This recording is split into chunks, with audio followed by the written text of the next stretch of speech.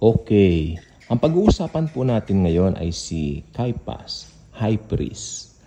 Makikita po natin dito si Caiaphas, ang High Priest nung kapanahunan ng Panginoong Hesukristo. Ibig sabihin, nung isinilang si Jesus, siya na po ang High Priest. Amen? At nung namatay si Jesus, siya pa rin ang High Priest. 33 years po si Jesus nung namatay. So, ibig sabihin si Caiaphas po talagang malaki ang age gap kay Jesus nung naging tao si Jesus. Bilang Diyos, walang age si Jesus. He is ageless bilang Diyos. Pero what I mean, nung naging tao siya, malaki ang tanda ni Caiaphas sa kanya. So makikita po natin dito yung generation gap. No?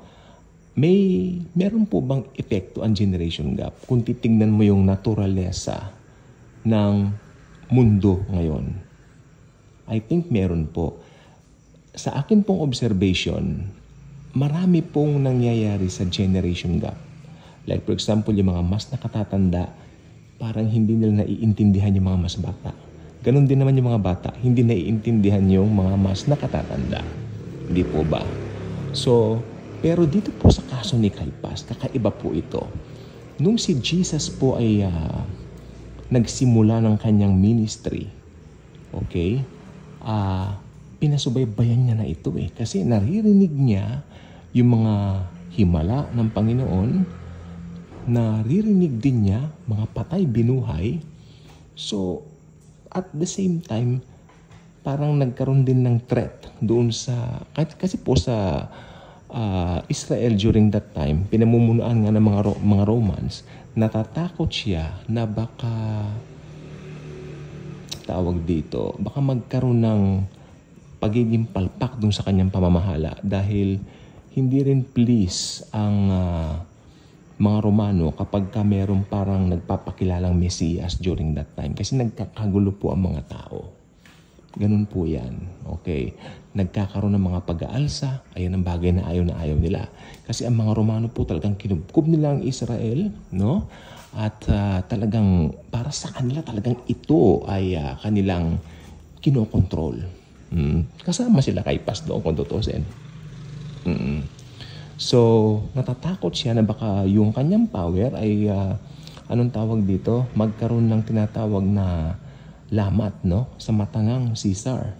Kaya ang sinabi niya, nasa Bible po ito, mabuti pang isang tao na lang mamatay kaysa mapahamak tayo. Yun po ay si Jesus Christ. Kaya doon pa lang nagplat-plat na sila. Ginagawa niya lahat ng paraan para matisod, di ba? Para matisod yung mga tao sa Panginoong Hesus. Pero hindi. Natatandaan nyo, merong binabatong babae. Di ba? Dahil nagkasala ng pangangalo niya. And then, ang sabi ng mga Pariseyo kay Lord Jesus, na habang ang Panginoon, sumusulat siya ng, ewan ko, ano ba sinusulat ng Panginoon dun sa lupa? Di ba? Sumusulat siya sa lupa. Lord, sabi niya, Guro, maestro palang tawag nila. Nahuli po namin itong babaeng ito ng pangangalo niya. Ano ang gagawin namin? Ayon sa kautusan ni Moises, dapat yang batuhin hanggang mamatay. Pero what happened? Tumayo ang Panginoon, sabi niya, okay, fine then. Who among you who is without sin, let him cast the first stone to her. Come on, do it, sabi ni Jesus. Ano nangyari? Ang ending, umalis sila isa-isa simula sa pinakamatanda tungo sa pinakabata, which I believe yung pinakamatanda, si Caiaphas. Talagang sinusubaybayan niya si Jesus. Matanda na si Caiaphas. Kung titignan mong mabuti, yung age gap nila ni Caiaphas mukhang malaki. Mukhang matanda si Caiaphas ng, kung si Jesus ay 33, itong si Caiaphas nasa 70 plus na. Masyonda na talaga. At saka, naniniwala ko nandoon na rin yung inggit kay Caiaphas dahil maraming followers itong batang rabay na ito kumpara sa kanila. Mga tao makita lang si Jesus. Kasi si Jesus, tandaan nyo, on the spiritual realm, siya po ay person ng grace. Di ba? At kaya ang nangyari, pag nakikita siya ng mga tao, tatandaan nyo, pag nung si Jesus, bumaba siya ng bundok. Di ba? Sinalubong agad siya ng mga tao. Jesus is the person of grace. Pero sa kabilang banda ng panahon ni Moises, nung bumaba si Moises ng Mount Sinai, hindi makalapit ang mga tao sa kanya kasi natatakot sila doon sa anyo ng kanyang muka. Doon sa anyo ng kanyang itsura, ng muka niya. Di ba? Merong glory yung kay Moses, pero fading yung glory. Not unlike sa Panginoong Jesus. Very attractive, no? Ang person ni Jesus sa mga tao. Amen? Yan ang person ng Panginoong Jesus. Jesus is the person of grace. Jesus is grace personified. Kaya sila Caiaphas, inggit na inggit. Inggit, talagang naniniwala ako, inggit na inggit. Isa yan sa motivator. Jealousy, one of the motivator. Bakit gigil na gigil itong si Caiaphas na maipapatay ang Panginoong Jesucristo? Diba? Pakita niyo, basahin niyo sa scripture, talagang sinusundan siya. Pero ang pinaka-peak nito ay nung Palm Sunday, pumasok si Jesus dito sa templo. Nakita niya, ginawang palengke yung bahay ng kanyang ama, yung templo. Di ba, pinagtataob po niya yung mga tables, yung mga hayop na nandun, pinakawalan niya. Yung mga doves, binuksan niya sa mga cage. Anong karapatan mong gawin ang mga bagay na ito? Then nagsalita ang Panginoon.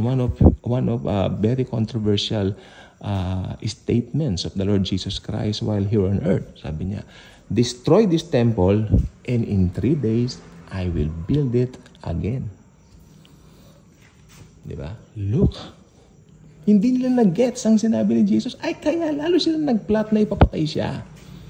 Pero talagang yun ang itinakda ng Diyos, ng Diyos Ama, na during that time, during that week, yun na po yung Passion Week.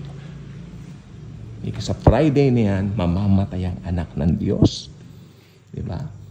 Kaya tuwang-tuwa sila Caiaphas nang madakip nila si Jesus. Alam niyo ba, dinakip nila si Jesus? Gabi. Gabi. Nung hinuli nila si Jesus, sabi ni Jesus, buong araw nandun ako sa templo. Hindi niyo ako sinunggaban doon. Hindi niyo ako hinuli. Hinuhuli niyo ako ngayong gabi. Pero sinasabi ko sa inyo, hinuhuli niyo ako ngayong gabi kasi ito ang oras ninyo. Oras ng dilim. Oras ng kadidiman. Oras ng diablo. Gets? Di po ba? Yan po ang nangyari.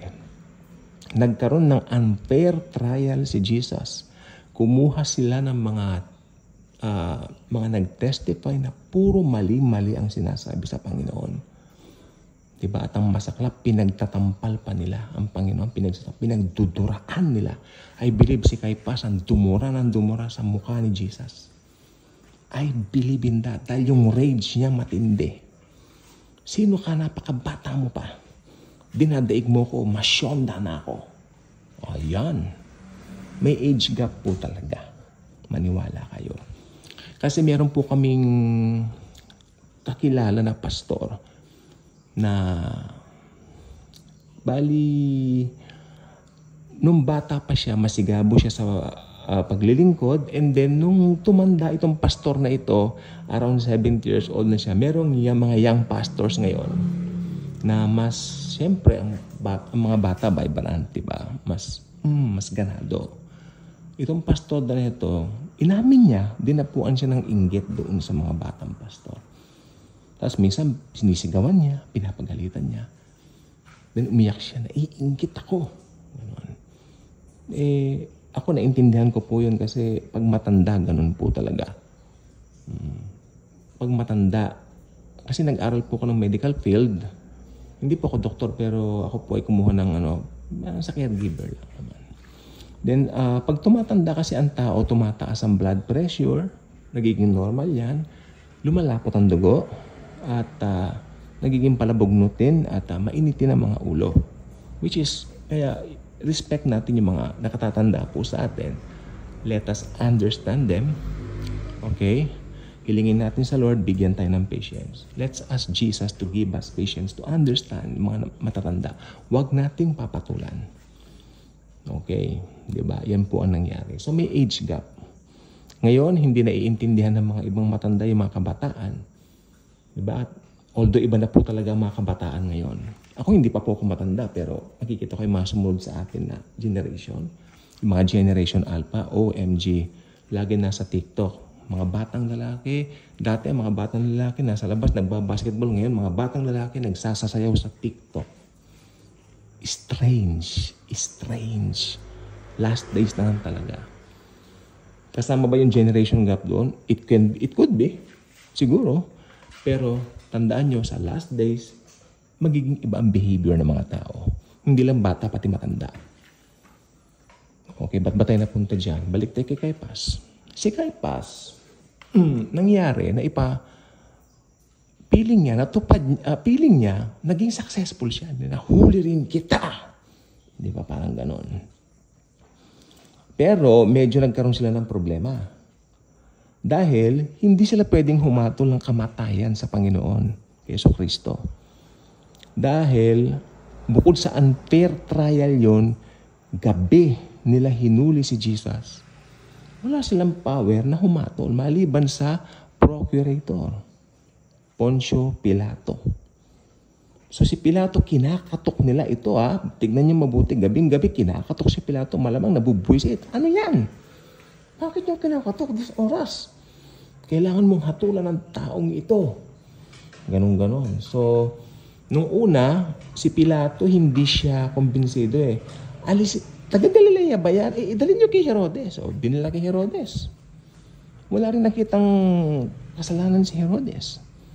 Kaya pinapakita talaga si Jesus na very pure, no? Okay. Pinabalik ni Herodes kay Pontius Pilate. Eto na, nalagay-lagay na sa kagipitan. Itong si Caiphas, ginamitan niya ng manipulation si Pilato. Sinabi niya, kung hindi mo yan ipapapatay, sabi niya, magagalit sa iyong Caesar. Dahil itong taong ito, nagkokos siya ng kaguluhan dito sa buong Israel, sa buong Jerusalem. At may sinabi siya, ganito, ganyan, mga false witness, kumuha sila. Pero ang ginamit talaga nila, niniwala ko, yung templo, ibabagsak daw niya. Magkakaroon ng rebellion. Ibabagsak niya yung templo. Ganun. Hindi nila naiintindihan niya. Sinabi ni Jesus, yung mismong katawan niya. Mamamatay yun, after 3 days, babangon. Mali ba nila gano'n? Hindi nila alam yun. Amen. So, ayan na. So, I believe, nung sabihin ni Pilato, si Pilato gumawa pa rin ng paraan Ayaw niyang ipapatay si Jesus kasi alam niya inosente. At nilagay din sa Biblia, ito, alam ni Pilato na dala ng inggit, kaya dinala ni Caiphas, di ba? Si Jesus sa kanila. Siguro nakita ni Pilato, ito kasi very popular ito, yang rabay yan Very young na rabay, pero gustong-gusto ng mga tao. Kumpara sa kanila, masisyonda. Alam ni Pilato yun ang motivator bakit dinala sa kanya. Pero gumawa pa rin ng paraan si Pilato, si Pontius Pilate. Sige, ipapagupit ko siya. Yan ganon. So pinahagupit niya. Di ba? Ano yun? Yung 40 minus 1. So 39 lashes lahat yon. May bilang po yun, May bilang yon. Ang ginamit na pang hampas sa Panginoon, yung mga buto ng mga hayop. Kaya pag ito po ay bumaon sa balat ng taong hinahampas, pag hinugot muli yan, pati laman sasama. Pasintabi sa mga kumakain. Pero okay lang po si Jesus ang pinag-uusapan, hindi po siya nakakadiri. Hindi po nakakadiri. Very glorious yan, si Lord Jesus yan. Amen. Tapos, pinutungan ng koronang tinik, pinagbubugbog. Alam niyo po ba kung bakit pinahagupit ni Pilato itong si Jesus, si Lord Jesus? Dahil sa pag-aakala niya, pag nakita nila kay si Jesus na may koronang tinik at pinahagupit niya, pas may koronang tinik pa, ininsulto nga nila King of the Jews daw. Okay. Baka pag nakita nila sa ganung kalagayan si Jesus, magbagong isip nila at palayain. Kaya ang ginawa ni Pilato, pinalabas niya ngayon sa pretoryo niya. Ito, si Jesus, si Lord Jesus. Maraming sugat dahil sa bunga ng pagpapahampas niya at may koronang tinik. May balabal na puro-pura o pula o violet, whatever is that. Nung nakita siya nung mga pariseyo tsaka ng mga tao sa pangunan ni Caiphas, ipako siya sa krus. agad ang lumabas sa bunganga nila. Kinoach niya na yung mga tao. I believe in that. Kinoach niya na yung mga tao. Paglabas niya, sabihin niyo, ipako sa krus. That's it. Nung nakita na ni Pontius Pilate, wala na siya magagawa. Wala na talaga. Nagpakuha siya ng basin. Okay? At naghugas ng kamay. Naghinaw si Pilato ng kamay sa harapan ng mga taong yan na atat na ipapatay si Jesus. Malamang si Caiphas tuwan-tuwa na, may papapatay na rin, mapapatay ka na rin namin. Kanya. Dahil inggit na inggit nga eh. Okay? At it come to pass na ipako po si Jesus sa krus. Namatay po siya ng 3 o'clock. Tuwang-tuwa na si Caiphas sana. Pero ang nangyari, nung namatay si Jesus, lumindol ng pagkalakas-lakas at yung veil ng temple, ito po ay nahapak. Ito po ay napunit mula sa napunit po ito mula sa itaas pababa. Di ba? Napunit ito mula itaas pababa. Mataas po yung veil ng temple. Magduda ka pag napunit yun pababa pataas dahil nagpunit ng tao. Pag doon nagmula sa baba. Pero no, napunit ito mula itaas hanggang baba. Ibig sabihin ang Panginoon mismo ang nagpunit nun. Ibig sabihin nun, hey, grace time na, grace period na, di ba? Church age na yan, ayun na, papasok na ang church age doon. Tapos na ang law, it is finished. Yun na po yun. Akala ni Caiphas, nagtagumpay siya na ipapatay niya yung young rabbi na kinaiinggitan niya kasi batang-bata kumpara sa kanya. Akala niya, tagumpay na siya. Pero hindi niya nalalaman, plano ng Diyos na mamatay si Jesus para bayaran ang kasalanan ng buong mundo. Hallelujah. Because of His death, nagkaroon tayo ng buhay na walang hanggan. Okay? So, Romans 8:28 talaga. All things work together for good for those who love God. So, yan po. Kaya itong si Caiphas, masasabi kong talagang mas lalo naging talunan. At hindi po naging maganda ang mga nangyari sa kanya ng mga sumunod na mga, mga pangyayari. Kasi makikita mo sa Book of Acts, nandun pa si Caiphas gumagawa pa rin ng paraan para tugisin yung mga naniniwala kay Jesus. Nakita niyo? Very wicked ang heart. Masyonda na, ganun pa rin.